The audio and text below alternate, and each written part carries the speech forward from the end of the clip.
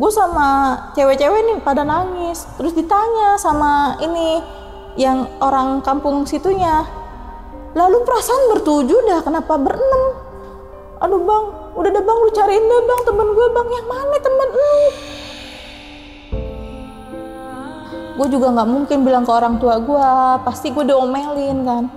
Pas keempat hari kita udah mulai kayak putus asa gitu, kayak ini jangan-jangan dia mati kali ya.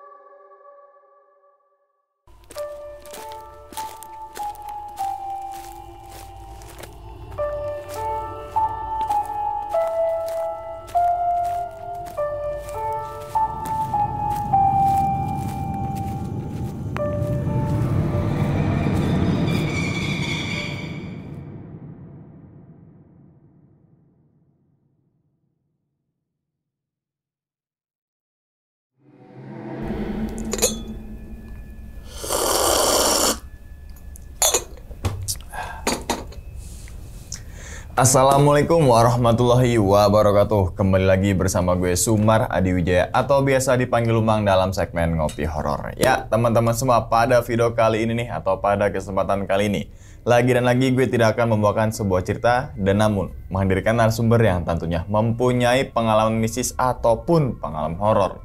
Nah, di samping gue nih udah ada Kak Maryam. Waduh, Kak, gimana nih Kak? Kabarnya Kak? Baik. Sehat Kak ya? Sehat. Alhamdulillah. Salam untuk teman-teman dan juga keluarga di rumah ya Kak Maryam ya. Iya. Oke, sebelum Kak Maryam menceritakan pengalaman nih ke teman-teman semua, kami ngucapin makasih banyak nih Kak udah meluangkan waktunya datang ke sini gitu kan. Dari Depok ya Kak ya? Iya betul. Dari Depok gitu kan. Yang insya Allah banget nih teman-teman semua, di balik pengalamannya Kak Maryam nanti teman-teman semua nih bisa diambil pelajarannya dan juga bisa diambil sisi baiknya gitu ya Kak ya? Iya. Oke Kak, ngomongin pengalaman nih Kak, pada video kali ini Kak Maryam pengen ceritain pengalaman saat di mana nih Kak? Iya, jadi kali ini Bang ya, gue pengen ceritain tentang pengalaman gue hiking di Gunung Salak. Oke, Gunung Salak. Tapi ini intinya tuh teman gue ini tersesat Bang. Oh, itu kejadian tahun berapa itu Kak? Di tahun 2018. 2018, temennya tersesat. Iya. Lewat jalur mana kan banyak tuh Kak? Iya, kan kita titik awal via Melati, seharusnya turun lewat via Melati, Cimelati kan. Cimelati. Cuma dia tersesat 4 hari muterin Bang, Muterin Gunung Salak. Gunung Salak. Oh, Akhirnya dia keluar ke Pasirengkit.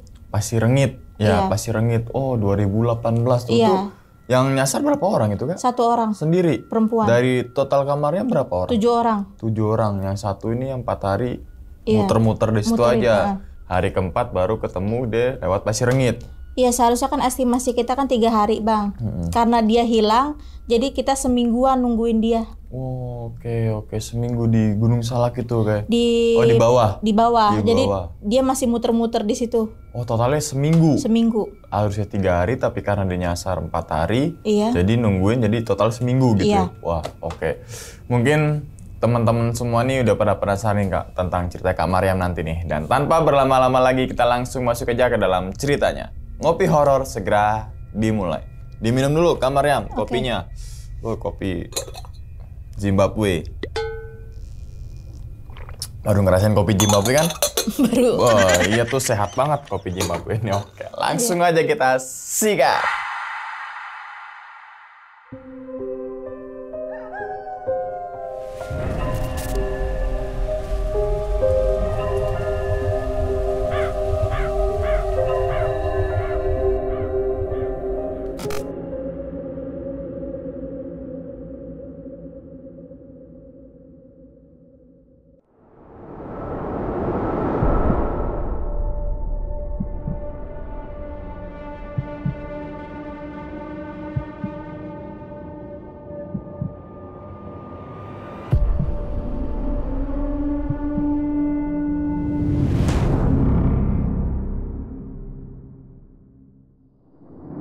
Jadi gue pengen ceritain lebih detailnya nih Kak.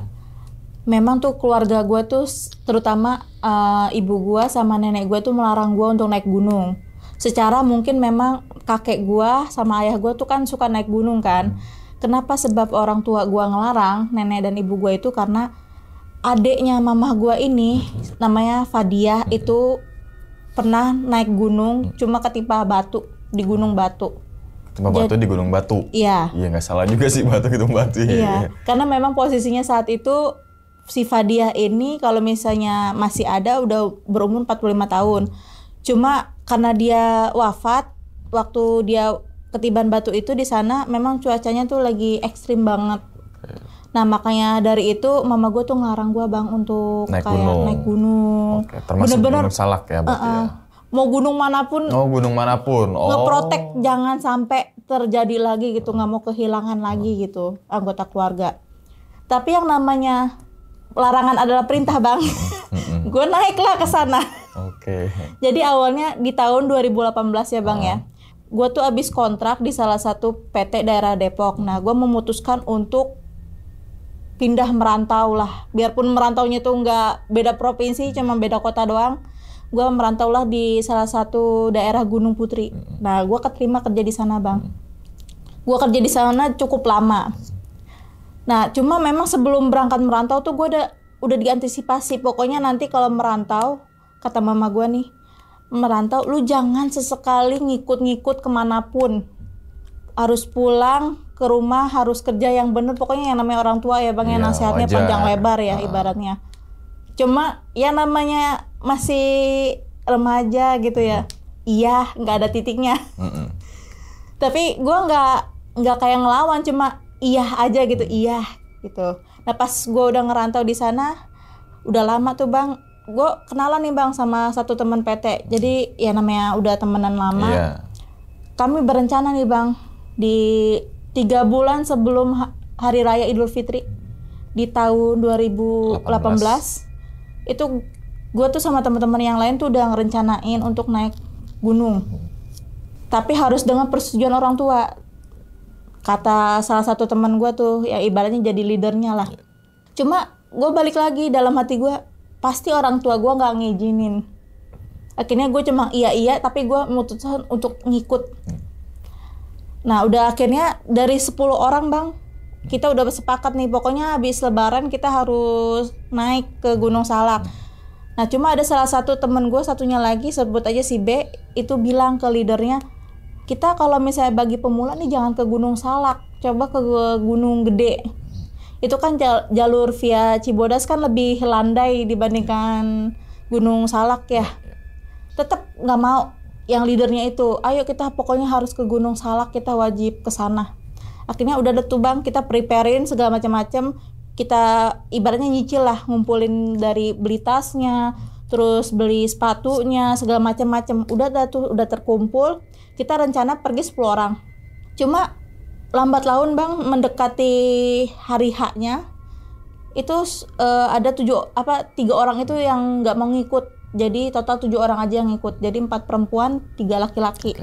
Sebelum di sana, sebelum berangkat itu kan kami lebaran dulu nih ke keluarga nih. Seharusnya kan kami ngomong, izin dulu minta restu lah ke orang tua. Cuma kami nggak ngomong karena ada beberapa yang dilarang tapi memaksakan untuk ikut. Kami pulang dulu, ngerayain dulu lebaran Idul Fitri selama 3 hari. Akhirnya kami balik bang ke sana bang, Gunung Putri ke kosan dulu, prepare. Nah akhirnya kami berangkat bang pagi-pagi dengan persiapan yang matang, kayak pokoknya udah siap, udah membagi rencana tuh. Jadi satu orang tuh bawa makanan, terus ada yang bawa tenda segala macam-macam. Jadi kita tuh bawa tenda tuh 4. Jadi 2 untuk putri, 2 lagi untuk putri, 1 lagi untuk cowok. Kan cowok kan cuma 3 orang doang kan.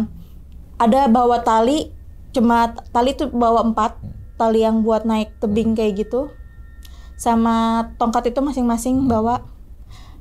Nah cuma airnya ini bang, pas nyampe kita kan lewat dari Gunung Putri, muter kan ke arah Sukabumi kan.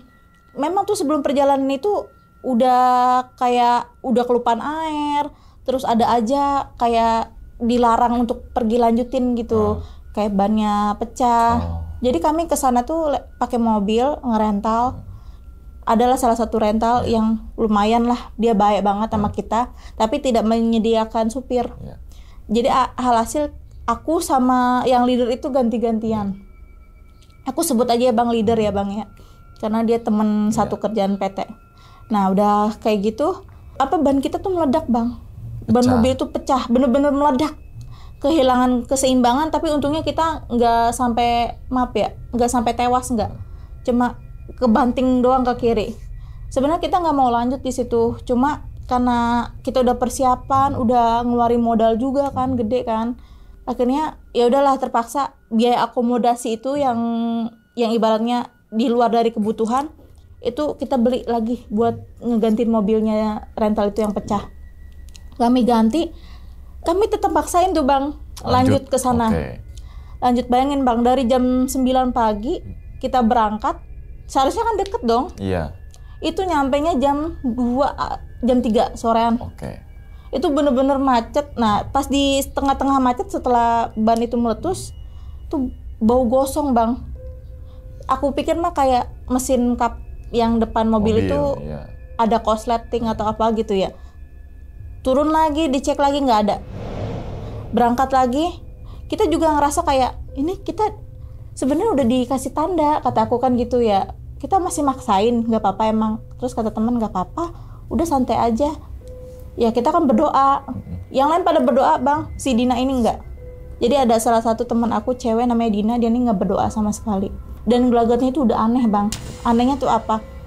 Seharusnya kan sebelum berangkat dari jam 9 itu kan dia seharusnya mempersiapkan kondisi fisiknya dia dong. Tidur yang cukup, makan yang cukup. Kan kita kan mau naik gunung, mau daki kan.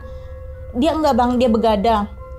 Dia nge-vape, dia ngerokok juga, dia minum kopi juga. Kan seharusnya kan dia mempersiapkan kondisi fisiknya dia kan. Ini enggak sama sekali. Dan kalau dibilangin itu ngeyel, disuruh berdoa tuh nggak mau berdoa. Nah akhirnya udah nyampe lah kita nih ke villanya nih, Villa Si Melati. Nah tadinya tuh salah satu temen aku yang cowok lainnya itu, sebut aja si B itu, dia bilang kita langsung aja naik, dia bilang gitu. Cuma yang cewek-ceweknya ini pada bilang, termasuk aku, jangan deh, kita naiknya besok pagi aja, abis subuh, kata aku kan gitu kan. Jadi kita nginep dulu di villa ini, kita nyewa villa tuh bang akhirnya. Yang cowok-cowok ini pada kecewanya tuh karena seharusnya nih naiknya sore biar kita paginya tuh bisa lah kita bermalam di sana. Menurut perhitungannya mereka, karena mereka ngalah dengerin omongannya perempuan, akhirnya ya udahlah kita nginep di villa itu bang. Itu padahal cuma 1 malam doang ya. Itu bener-bener aneh banget bang. Si Dina ini kelakuannya kayak suka mojok sendiri, nggak mau ngomong, terus tangan kakinya tuh dingin, kayak ketempelan. Tapi kami nggak sadar kalau dia tuh udah ketempelan tuh dari pas di kos itu. Nah udah kayak gitu, sebelum kita menuju kamar nih, kita sempat ke posko utama dulu cari informasi mengenai, kan besok pagi nih subuh kita mau ngedaki kan, kita datangin dulu nih posko utama. Kita diberi arahan bang, dari jam 3 itu kita diberi arahan sampai habis maghrib. Udah selesai diberi arahan, karena kan di Gunung Salak itu kan ada bagas ya bang ya, ada hewan-hewan liar selain bagas itu kan. Jadi kita patut menjauhi ibaratnya trek-trek tertentu biar tidak ketemu hewan buas kayak gitu. Kita balik tuh ke kamar, ke villanya. Dari posko utama kita balik dulu. Nah kita malamnya tuh di villanya ada satu kamar yang aku nggak bisa sebutin bang. Itu jadi kamar cewek digabung 4 orang, kamar cowok dipisah. 2 kamar berarti? 2 kamar berarti. Cuma agak jauh. Dari 2 kamar terpisah itu agak jauh. Nah cuma memang di kamar tersebut bang, entah villanya yang angker atau gimana aku juga nggak tahu, kita tuh diketok. Ya kami kira mah tukang villanya gitu memberitahu, Neng mau makan nggak atau apa gitu. Ternyata pas dibuka pintunya tuh, loh kok nggak ada. Jam 8 malam. Nah diketok lagi tuh bang, jam 11 di kamar laki-laki. Nah yang kamar laki-lakinya itu nuduh kami, lu iseng lu ya, lu ngetok-ngetok kan. Ih orang gua ada di kamar. Akhirnya kami nggak bisa tidur tuh bang.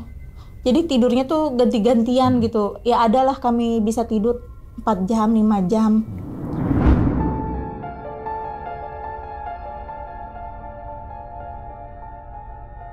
Jam 4 pagi tuh sebelum subuh kita tuh udah persiapan. Jadi ibaratnya kita mau sholat nih di posko utama.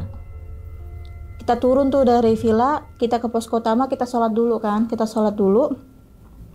Tadinya kata temen aku yang cewek, sebut aja namanya Ayu, dia ngomong, kita nyewa aja guide, dia bilang gitu. Biar nanti kita turunnya gampang. Kan kita kan baru pertama nih, dia bilang.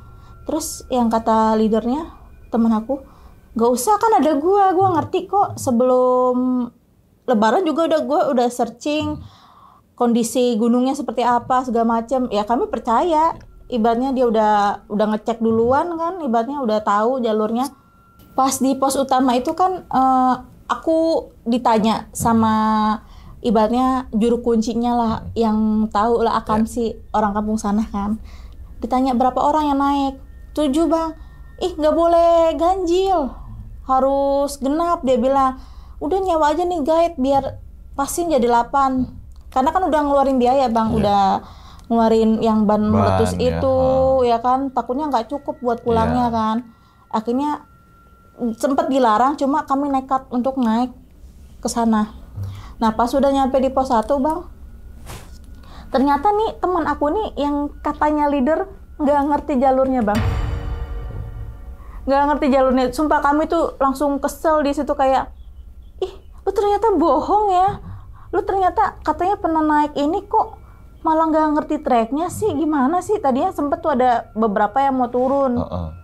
Padahal udah nyampe pos 1. Tapi kata yang lain termasuk saya, udah yuk nggak apa-apa, kita ikutin aja nih. Dan juga bang di situasi itu ada pendaki yang lain tapi nggak serame pada umumnya. Nggak banyak banget lah, ada cuma 2 regu doang. Cuma 2 regu doang termasuk kita 3. Akhirnya kami ngikutin aja regu yang lain untuk nyampe sana. Terus ya kami juga ngedumel lah, ibaratnya lu leader tapi kok nggak tahu jalan sih. Kita sambil ngedumel kayak gitu, lu gimana sih? Nah jadi kita tuh bikin formasi bang. Cowok di depan 1 sebagai leader, yang teman-teman yang lain, yang tengahnya cowok. Jadi cowok, cewek, cowok. Yang cowoknya di belakang. Nah aku tuh, jadi aku Dina di belakang, baru swiper yang bagian belakang itu. Udah kayak gitu bang, kita bikin formasi kayak gitu. Nah kita cepet ngegrundel gitu kayak, ih ini yang katanya tahu jalan tapi kok nggak tahu sih kondisi treknya.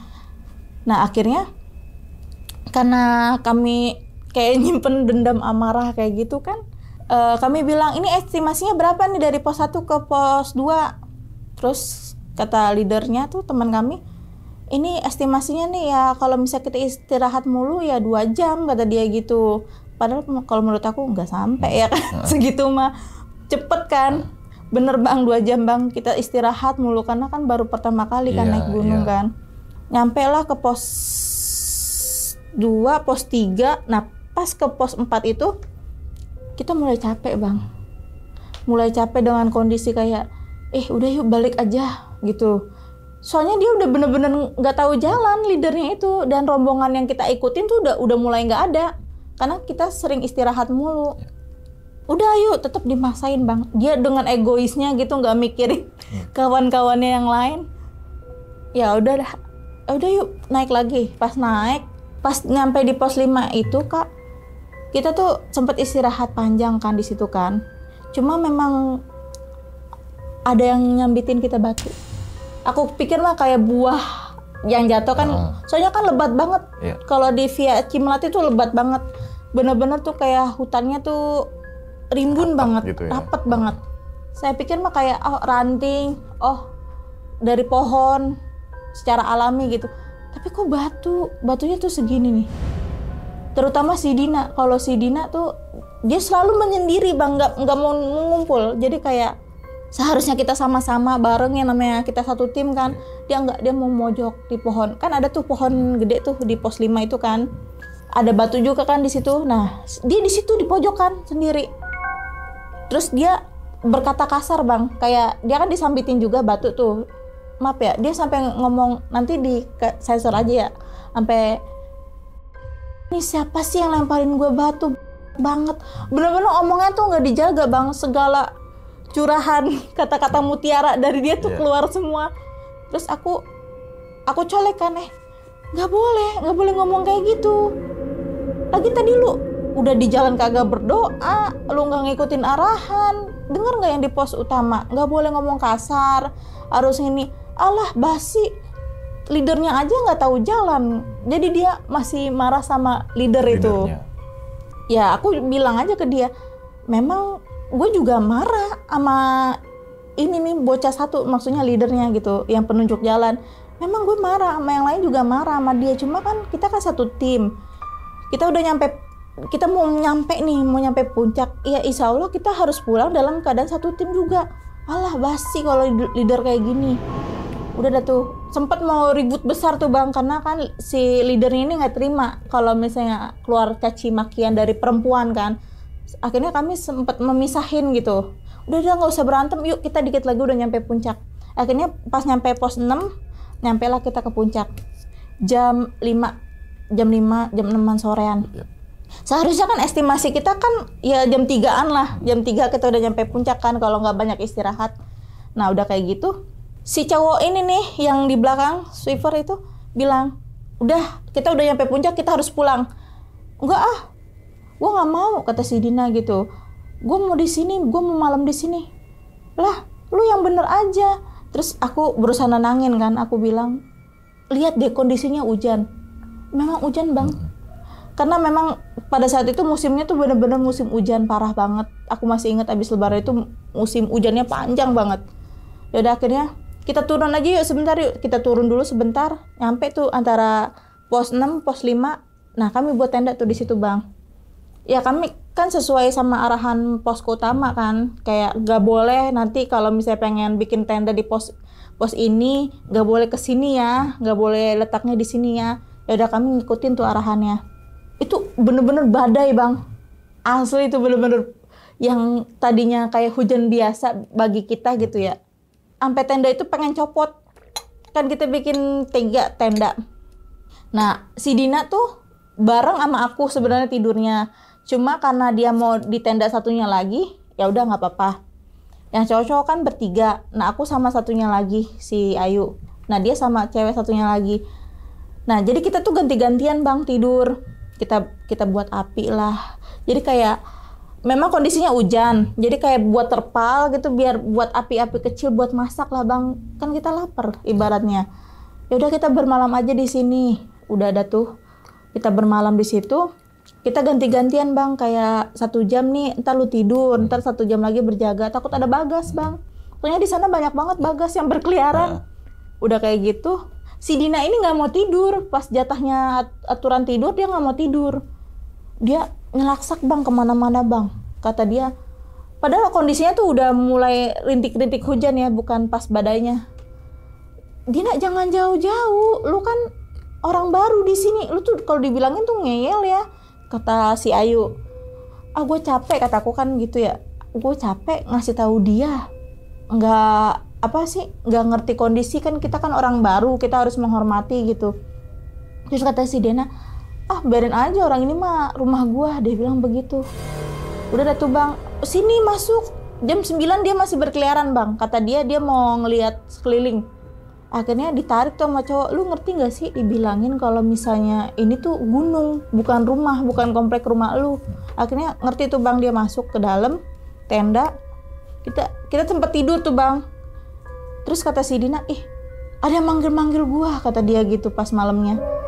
Manggil gimana? Enggak ada, semua pada nggak denger bang, dia doang yang denger. Akhirnya dia ketakutan tuh karena kata dia di tenda yang dia tempatin itu sama satunya lagi cewek tuh kayak dioyak-oyak bang. Ya positif thinkingnya mungkin hewan atau monyet gitu ya kan yang ngoyak-oyak tenda gitu. Pas dicek keluar sama dia nggak ada, akhirnya dia lari tuh bang ke tenda aku, ya kan. Tenda ini sempit, bayangin bang, tenda kecil isi 4 orang, badannya gemuk-gemuk semua kan sempit ya. Lu yang bener aja, enggak gue takut, gue nggak mau di situ, gue mau tidurnya sama si Mariam aja, yuk lu sama yang itu. Akhirnya kita tukar lagi tuh bang, posisi kan buat tidur. Kan gue udah bilang, kataku kan gitu ya, kan gue udah bilang kalau misalnya lu tuh tidur sama gue, jangan tidur sama dia. Akhirnya dia tidur tuh sama saya tuh. Terus cowoknya juga kebangun kan, keberisikan. Ya udah sekarang gini, kita berdoa aja biar besok kita pulangnya selamat. kita besok pulang start jam 4 ya. Untungnya jam di tangan ini nggak mati ya Bang ya. Memang nggak ada sinyal di sana, nggak ada sama sekali. Nah udah kayak gitu kita berdoa bersama. Nah si Dina ini bukan berdoa lagi Bang, dia matanya kemana-mana coba Bang. Sempet kesel gitu kondisi kayak gitu, maksudnya kita udah ngelewatin badai, kita pengen turun biar selamat, yuk kita berdoa lagi gitu. Maksudnya kan kita udah berjalan ke naik gunung kayak gini tanpa restu orang tua, ya otomatis kita harus berdoa lah biar turunnya dengan selamat gitu, biarpun tanpa restu orang tua. Sempet kesel kayak, Dina lu yang bener doa, ayo. Akhirnya entah dia beneran berdoa atau enggak, bodo amat lah, yang penting dia nunduk gitu, ngucapin apa terserah dia lah.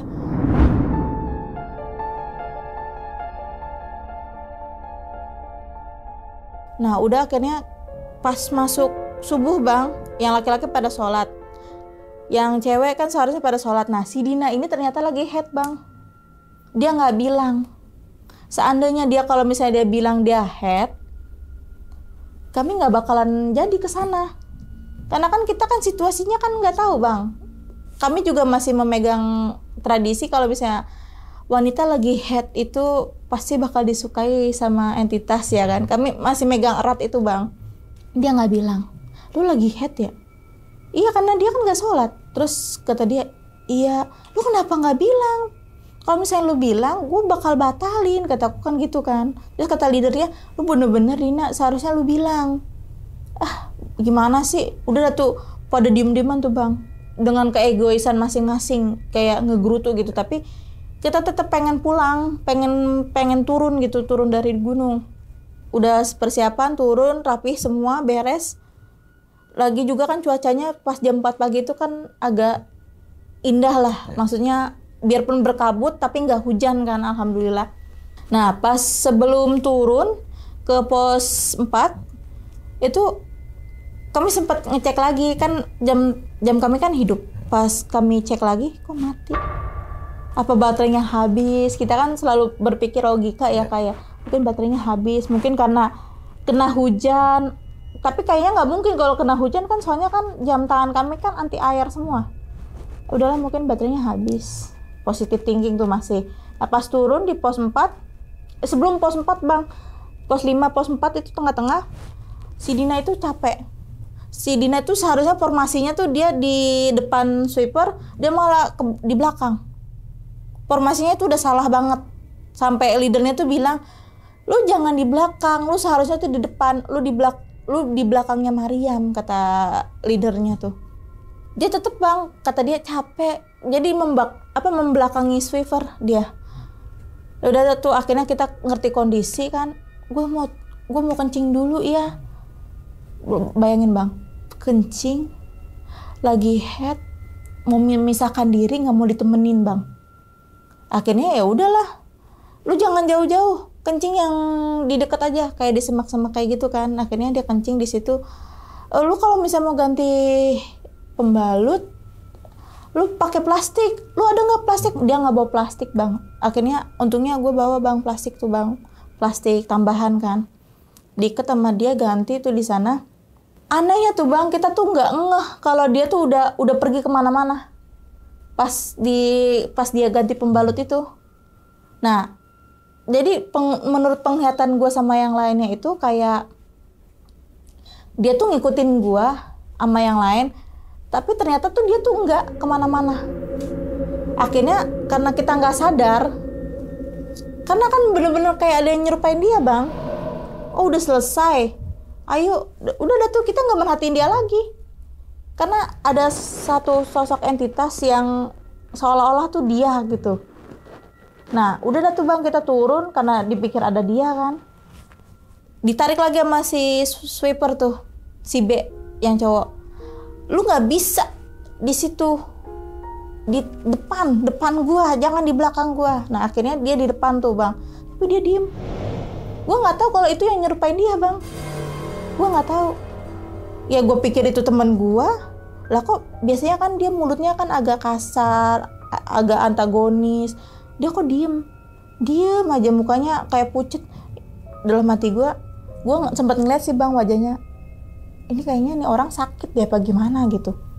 Nah ternyata pas udah nyampe turun pos 3, kita istirahat lagi tuh bang.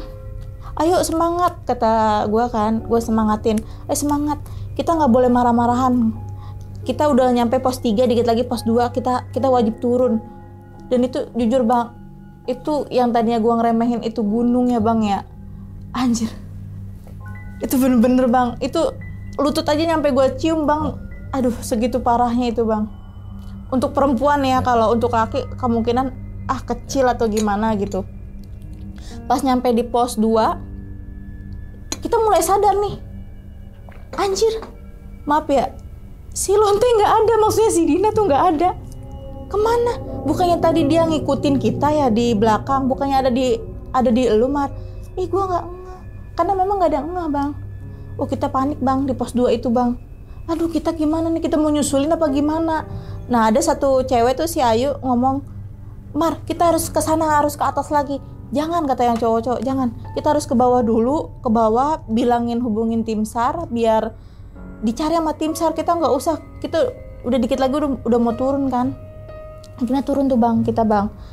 Tapi gue sedih bang, maksudnya kayak anjir, teman gue yang biarpun mulutnya kayak tai kayak gitu, kok dia ngilang gitu di pos 2, kok gue baru sadar gitu. Kan kita naiknya sama-sama 7 orang, kok malah 6 orang turun. Nah turun, gue sama cewek-cewek nih pada nangis. Terus ditanya sama ini yang orang kampung situnya, lalu perasaan bertujuh dah, kenapa berenam?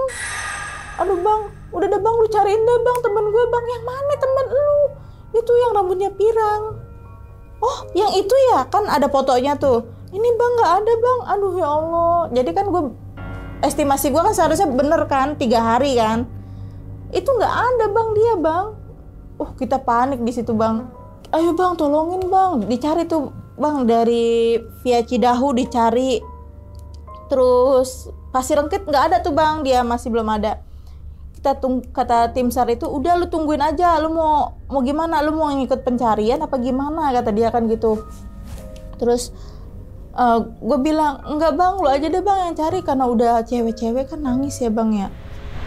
Udah berharap tuh gimana, yang cowok-cowok nginepnya tuh di posko utama. Ada juga yang ikut nyari, si leadernya itu juga kayak ngerasa nyesel gitu, maksudnya ya Allah, tim gue sampai 1 yang hilang gitu. Dia ikut nyari juga kan sama tim SAR. Nah gue sama cowok satunya lagi tuh, dia di posko, nah gue di villanya. Gue sambil berdoa gitu, bolak-balik dari villa ke posko utama. Gue bolak-balik lah pokoknya. Ini gimana kalau dia nggak pulang? Kan soalnya kan belum izin juga kan dia sama orang tuanya, karena memang nggak dapat izin bang. Lu gimana ya? Gue juga nggak mungkin bilang ke orang tua gue, pasti gue diomelin kan. Nah udah kayak gitu, gue tungguin tuh bang. Gue tungguin sampai 4 hari bang. Lu bayangin 7 hari gue nungguin dia bang. Astagfirullahaladzim. Nah pas keempat hari, kita udah mulai kayak putus asa gitu, kayak ini jangan-jangan dia mati kali ya, kemakan harimau. Pikiran kita tuh udah jelek gitu, udah jelek, tapi nggak berani pulang ke rumah. Dan alhamdulillahnya orang tua kami tuh nggak nelpon. Alhamdulillahnya gitu bang. Kalau misalnya ditelepon, mampus kita, pasti bakal diomelin. Nah dengar kabar tuh bang, setelah seminggu nungguin dia turun, dapat telepon dari tim SAR-nya itu. Jadi temannya tim SAR itu nelpon ke tim SAR yang di via Cimelati, nih ada anak nih yang sendirian, kata dia, lewat jalur Pasir Rengkit, kata dia gitu. Sendirian, siapa namanya, tanyain. Namanya Dina. Ciri-cirinya kayak gimana? Rambutnya pirang, bawa tas doang. Kan tadinya kan dia pakai tongkat ya bang ya. Coba bang, dia cuma bawa tas doang. Dia udah lemes nih. Tadi dia lemes di pos 3, ada orang yang ngabarin, ada regu lain yang ngabarin. Nah langsung tuh dia ngomong ke si B sweeper itu, si Dina nih ketemu nih, beneran Dina. Akhirnya kita dari via Cimelati tuh bang, kita ke Pasir Rengit tuh bang. Bener bang, nyampe Pasir Rengit, Anjir, ada dia bang di situ bang. Dia udah lemes banget, kayak hipotermia, tau nggak bang? Kayak kedinginan gitu, tapi untungnya masih dia bisa turun pos 3 tuh bang, ditemuin. Dina, lu gimana Dina? Aduh jangan cerita sekarang, kata dia, jangan cerita sekarang, nanti aja pas di rumah, pas di kosan, dia bilang gitu. Akhirnya udah ada tuh bang, lu mau, kata tim sarnya itu, lu mau istirahat dulu di sini apa mau langsung pulang? Istirahat di sini aja deh. Akhirnya ngeluarin biaya lagi bang, gua bang nyewa villa bang di Pasir Rengit bang. Tetep tuh dia ngomong-ngomong kan, dipaksa sama si Ayu, lu ngomong dong, lu kemana aja, lu lihat mana. Terus kata si leadernya, udah jangan dipaksa, biarin dulu dia tenang. Akhirnya udah ada tuh kami balik tuh bang, balik ke sana, balik ke kosan. Barulah dia mau cerita bang, dia mau cerita. Kata dia gini, dari pas dia ganti pembalut itu bang, ternyata penghuni gunung itu nyerupain gua bang. Jadi seakan-akan gua ini suruh dia lewatin muterin gunung ke Gunung Salak 2 menurut pandangannya dia. Padahal kan gue agak jauh, jadi kan semak-semak yang dia ganti nih gue agak jauh, padahal gue di sini. Jadi menurut pandangannya dia, gue tuh di arah sana. Nah dia muter tuh, ternyata ngikutin yang menyerupain gue ini. Dia muter ke Gunung Salak 2. Kata dia, gue ngelewatin Kawah Ratu, dia bilang gitu. Bayangin bang, 4 hari bang dia muterin kayak gitu bang. Dan untungnya pas dia udah nyampe pos 3, perbekalannya dia tuh habis. Yang kita takutin apa? Pas dia nyampe di tengah-tengah itu, sebelum Kawah Ratu, perbekalannya habis. Yang kita takutin begitu bang. Ternyata enggak, pas di pos 3 doang yang perbekalannya dia habis kan. Katanya tuh dia dibawa keder tuh bang, menurut pandangannya dia. Terus gue sempet minta maaf juga kan. Maaf ya kalau misalnya kita naik gunung tuh kita tuh selalu egois, saling maaf-maafan lah pokoknya. Gue gak mau kehilangan lu sejujurnya. Awal juga seharusnya kita ngomong ke orang tua, jadi kita nyadar diri gitu. Kesalahan kita introspeksi diri gitu. Terus kata si Dina, iya maafin gue juga ya. Soalnya di gunung juga gue berkata kasar. Terus gue buang softtek sembarangan ternyata bang. Ternyata kan dia gak dimasukin ke plastik yang gue kasih kan. Dia juga minta maaf di situ. Ya udah kata gue nih bang, ya udah lu ceritain kenapa lu sampai muterin itu, kenapa lu ceritain secara detail. Ini nggak apa-apa kan bang, gue ceritain lebih panjang. Yeah. Jadi pas katanya entitas itu nyerupain gue, dia tuh disuruh arahin ke puncak Gunung Salak 2. Katanya lewat sini aja, pemandangan ini lebih seru, kita dikit lagi nyampe. Menurut yang dia rasa tuh kayak 1 jam perjalanan gitu bang. Tapi kalau menurut kita yang orang awam, ibaratnya orang yang nggak ngerasain kejadian mistis, itu udah 4 hari. Bagi dia cuma sejam doang katanya. Nah akhirnya kata dia muterin tuh. Terus dia ketemu lumpur hidup, dia bilang ngelewatin situ kata dia. Tapi dibantu sama entitas yang nyerupain gua ini. Pas udah ngelewatin, kata dia ketemu tuh turun lewatin Kawah Ratu kan.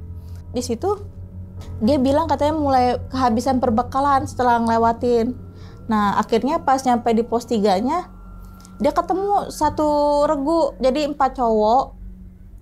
Dia ketemu sama 4 cowok itu, untungnya alhamdulillah, mungkin itu doa gue sama yang lainnya kali, jadi diselamatin. Nah jadi dia minta tolong, jadi posisinya dia tuh kayak di pos 3 di dekat batu. Dia udah begini bang, udah kayak udah lemas banget. Kata dia, tolong dia minta tolong bang, sempet, cuma nafasnya dia tuh terengah-engah. Ya bayangin aja bang, muterin kan ngadi-ngadi gitu, seharusnya lewat trek yang awal, dia malah muter kan. Akhirnya nyadar tuh bang yang 4 cowok itu kan, Neng lu ngapain di situ? Nih menurut ceritanya dia nih, ngapain lu Neng di situ? Udah bang, tolongin gua bang, gua kepisah. Jadi yang nyerupain gua ini pas sebelum nyampe ke Kawah Ratu itu udah nggak ada. Setelah ngelewatin lumpur hidup tuh udah nggak ada yang nyerupain gua nih. Menurut penglihatannya dia, kayak gua nih ninggalin dia sendiri. Jadi seolah-olah gua nih marah sama dia gara-gara istirahat mulu. Jadi gua udahlah, gue mau turun aja ke bawah. Nah pas di pos 3 kan dia diselamatin tuh sama cowok-cowok 4 orang itu. Lo sama siapa? Gue ditinggalin sama temen gue cewek, dia badannya gemuk, kata dia kan gitu. Lu sendiri dari tadi gue liatin, kata cowok-cowok 4 orang itu kan. Emang iya gue sendiri? Lu sendiri, coba cari teman lu di bawah. Nah pas dia digotong tuh, jadi salah satu cowok itu yang tadinya mau naik gak jadi bang, nyelamatin dia dulu nih biar tim SAR yang ngegotongin dia ke bawah, karena kan gak bisa bang, soalnya udah lemes banget ya, buat turun juga gak bisa. Nah pas udah nyampe ke tim SAR, ke bawah tuh ke pos utama Pasir Ngit. Nah dia bilang, bang tadi gue ditinggalin, dia bilang sama tim SAR, gue ditinggalin sama teman gue yang gemuk. Yang gemuk? Nama lu siapa? Nama gue Dina. Teman lu tuh nyariin, lu lewat bukan via lu lewat bukan Pasir Ngit, lewat via Cimelati. Emang ini bukan Cimelati bang? Bukan, ini Pasir Ngit. Aduh tadi yang ngikutin gue siapa dong? Lalu siapa? Pokoknya main keanehan gitu, main tuduh-tuduhan. Lu bener-bener lu ya, lu lewatin mana? Dijelasin tuh dia ke tim SAR, lu untung gak dimakan harimau lu, dia bilang gitu. Soalnya di situ banyak hewan buas, dia bilang gitu. Aduh bang, gua udah bener-bener capek. Bener bang, pembekalannya dia tuh habis. Okay. Bahkan sampai minumnya dia yang 2 liter itu habis. Jadi aku nggak tahu dia minum apa gitu, aku nggak ngerti. Tapi untungnya dia selamat. Nah dia diceritain kayak gitu pas udah nyampe kosan. Akhirnya udah tuh kami ngejalanin aktivitas biasa. Nah di satu momen ada lagi kayak, lu mau nggak naik gunung lagi? Si Dina ngomong, nggak, gue nggak mau naik gunung lagi. Gue udah up, kata dia. Gue udah nggak mau. Kenapa? Gue takut hilang lagi, dia bilang.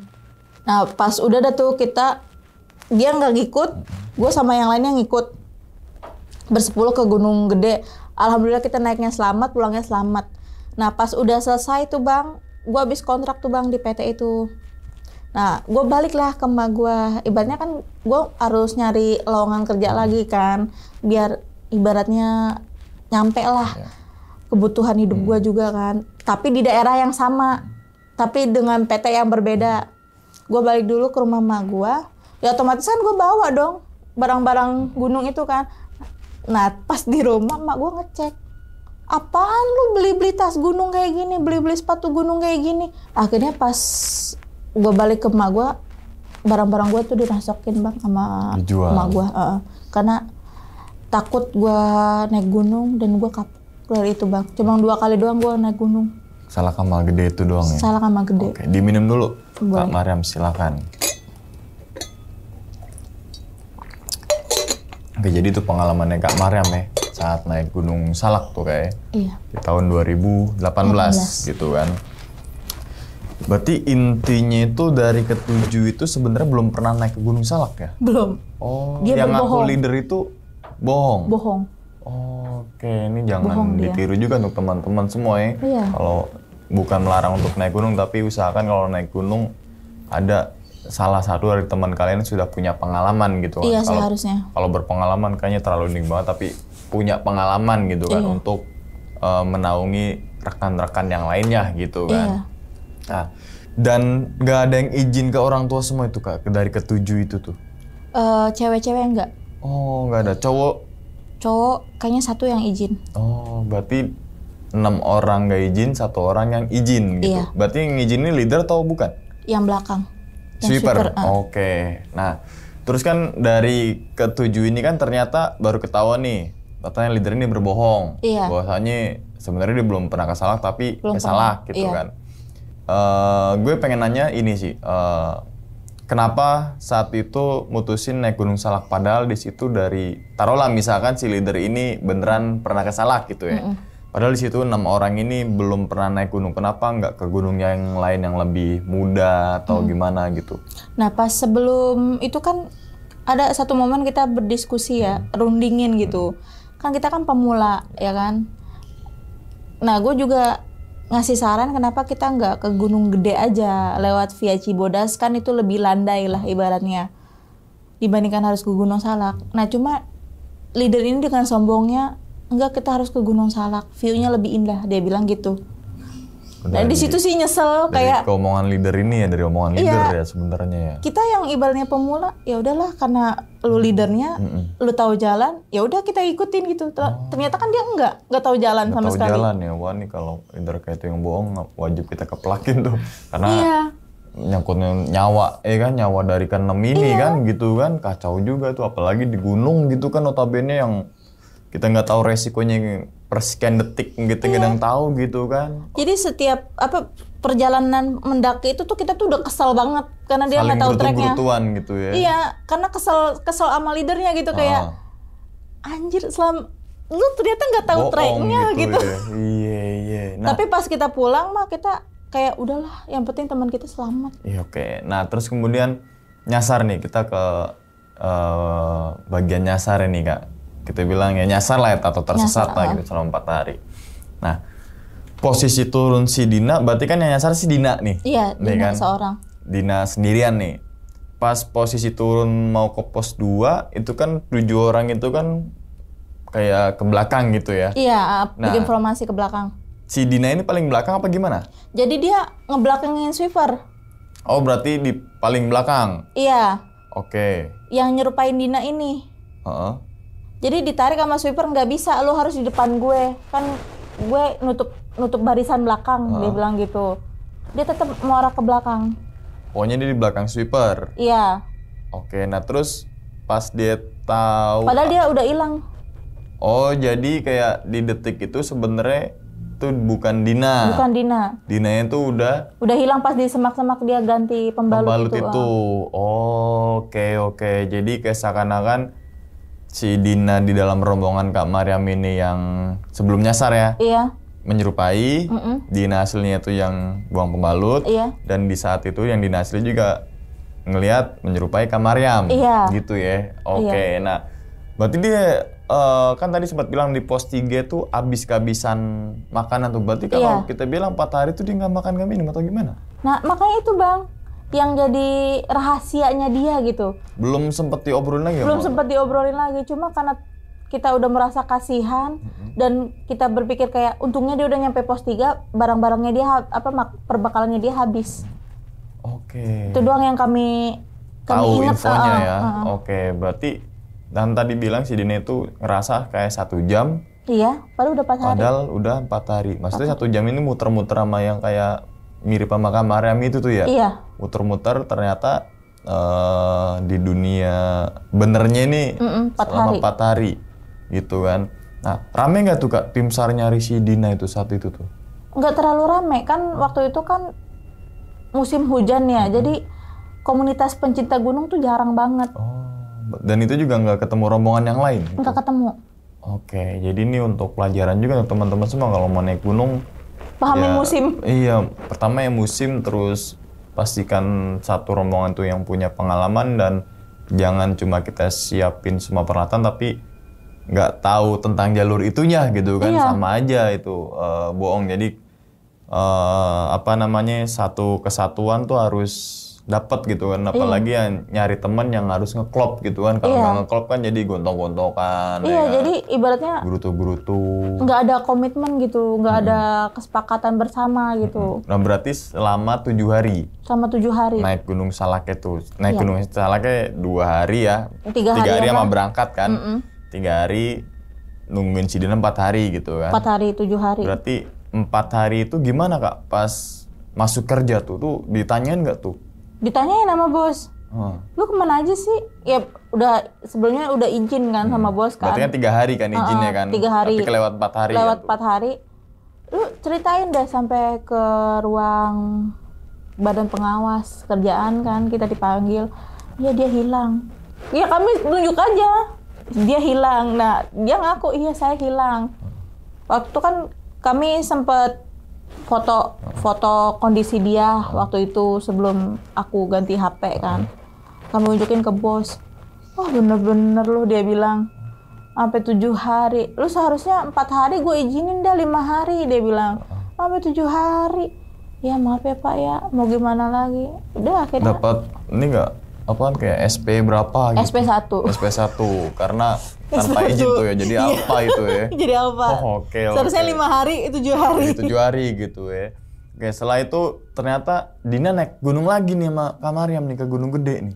Enggak, dia nggak Oh ngikut. enggak, maksudnya Kak Mariamnya naik lagi ke Gunung Gede. Naik lagi tapi sama rombongan yang lain. Yang lain, Dina nggak ikut. Dina Berarti nggak Dina ikut. itu naik Gunung Salak itu Udah untuk cuma sekali pertama doang. dan terakhirnya di Iya, situ. dia nggak mau lagi. Nah, respon keluarganya gimana Kak pas itu nyasar itu Kak? Oh, diomelin. Si Dina, Diomelin, Kak. keluarga Dinanya Keluarga Dinanya diomelin. ngomelin ke Ke Dinanya. Dinanya. Dan kita juga kena diomelin. Oh. Seharusnya kalau mau ada apa-apa, ngomong, diizinin nggak izinin, ngomong aja. Biar orang tua tuh nggak khawatir. Ya, yang namanya orang tua kan kita nggak bisa ngelawan ya. Iya. Iya, maaf kita salah. Oh, pas turun respon tim SAR gimana pas saat itu tuh? Maksudnya pas teman saya hilang gitu. Iya, diomelin juga sama tim SAR. Kan bukannya di posko utama tuh udah saya jelasin ya, dia bilang gitu. Kalau misalnya memang nggak ada yang tahu trek gunung tuh ngomong, dia bilang. Kan udah ditawarin, mau nyewa guide nggak, dia bilang gitu. Udah saya tawarin.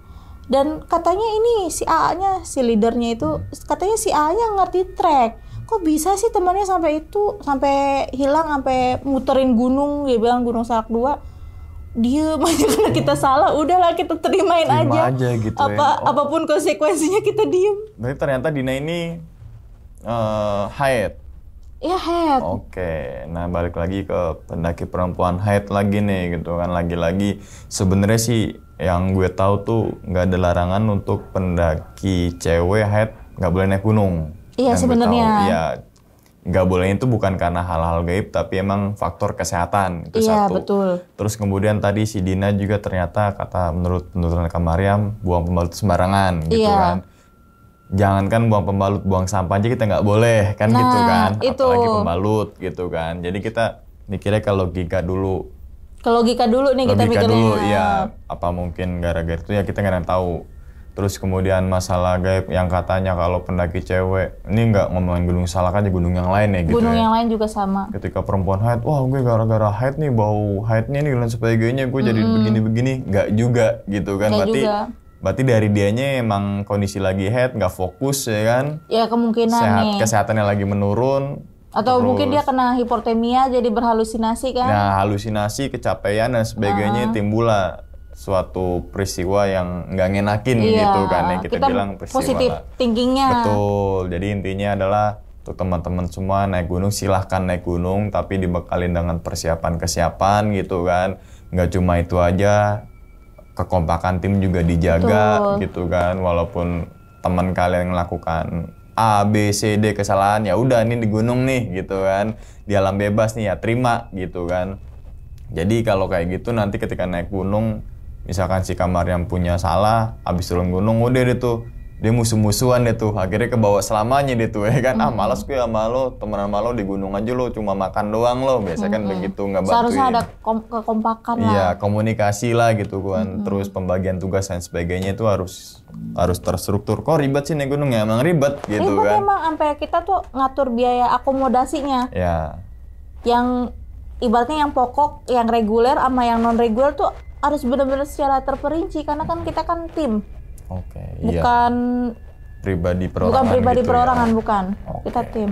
Jadi intinya itu ya teman-teman semua. Oke, sebelum ditutup nih Kak Mariam nih, kira-kira Kak Mariam punya pesan gak nih atau apa sih kira-kira hikmah yang bisa ambil dari pengalaman Kak Mariam ini nih supaya teman-teman semua jangan sampai merasakan hal yang sama nih sama Iya. kelompoknya Kak Mariam ini.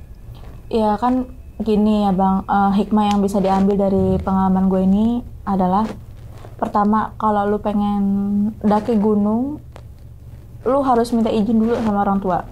Lu harus mengerti dulu dengan kondisi gunung apa yang lu daki gitu. Terus sama persiapan lu, fisik lu, mental lu, dan kayak kebutuhan buat makan, buat tenda segala macam-macam tuh harus ibaratnya harus terpenuhi lah.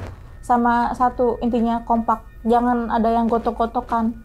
Jadi segala permasalahan apapun yang namanya tim harus dibicarakan baik-baik gitu, jangan ibaratnya egois. Karena gue ngerasa kayak waktu itu gue egois juga, dan yang lain juga egois juga gitu. sampai teman kita hilang kan. Oke, ya kalau masalah ego itu manusiawi juga kan. Iya. Kadang kita juga punya ego masing-masing gitu kan. Tapi kalau untuk naik gunung ya jangan sampai kita bermain ego gitu kan. Iya. Makanya fungsi leader itu untuk apa namanya mengarahkan semua anggotanya gitu Iya. kan. Ketika ada yang bermain ego jangan harusnya seperti ini gitu. Iya. Tapi ternyata leadernya juga berbohong nih gitu kan. Iya. Jadi banyak banget pengalamannya, bukan pengalamannya tapi hikmahnya yang bisa teman-teman ambil nih gitu kan dari pengalamannya Kak Maryam. Tapi kenapa nggak mau naik gunung lagi? Kalau peralatan kan masih bisa dibeli. Peralatan masih Sewa, bisa dibeli. disewa bisa, kita menyewa. Karena untuk sekarang ya banyak banget dari teman-teman kampus gua dulu sama teman-teman kerjaan juga ngajakin, yuk naik lagi yuk ke Gunung Cermai atau enggak ke Gunung Pangrango atau enggak ke Gunung Piramid. Karena pertama faktor usia bang. Mungkin usia gue muda tapi kan gue pernah keguguran juga kan, jadi udahlah capek. Dan inget ya teman-teman kalau misalnya mau naik gunung tuh, kalau misalnya dikasih arahan sama posko utama tuh lu dengerin. Jangan lu main HP, jangan lu lihat kemana-mana, jangan lu foto-foto, lu dengerin arahan. Cuma itu doang sih bang. Ya, arahan, semua arahan lah ya.